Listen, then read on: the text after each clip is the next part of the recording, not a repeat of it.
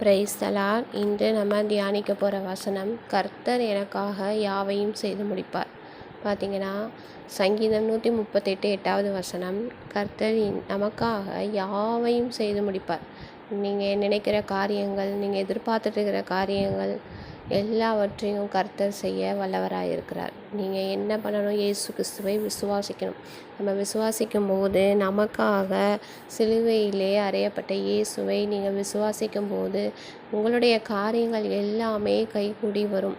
ஏசப்பா எல்லாவற்றையும் செய்து முடிக்க அவர் வல்லவராக இருக்கிறார். சிலுவையில் அவர் தன்னுடைய சரீரத்தில் பாடுகளை அனுபவித்து இரத்தம் சிந்தினதுனால எல்லாவற்றையும் அவர் செய்து முடித்து விட்டார்.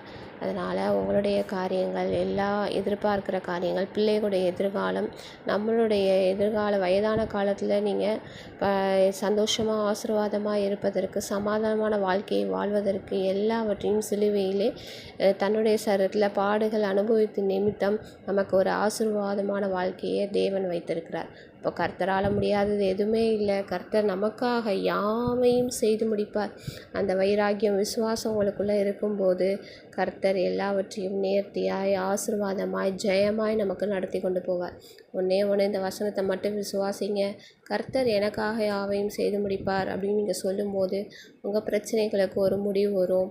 உங்களுடைய எல்லா சிக்கல்களுக்கும், சோதனைகளுக்கும் தேவன் எல்லாவற்றிலும் ஒரு முடிவை கொடுப்பார்.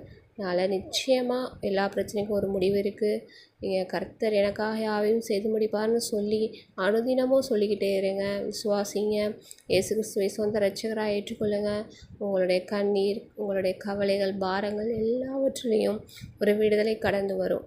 அதனால் இயேசு கிறிஸ்துவை விசுவாசித்து இந்த வார்த்தையை அறிக்கை செய்து அதை தியானிக்கும் போது உங்களுக்கு இருக்கிற எல்லா பிரச்சனையிலிருந்தும் ஒரு விடுதலை உண்டாகும், ஒரு ஜெயம் உண்டாகும். இன்று ஒரு ஆசீர்வாதம் உங்களுக்கு உண்டாகும். கர்த்தர் உங்களை ஆசீர்வதிக்க வல்லவராக இருக்கிறார். God bless you. இந்த வார்த்தை உங்களுக்கு பிடிச்சிருந்துச்சுன்னா லைக் பண்ணி ஷேர் பண்ணுங்கள். Thank you guys. God bless you.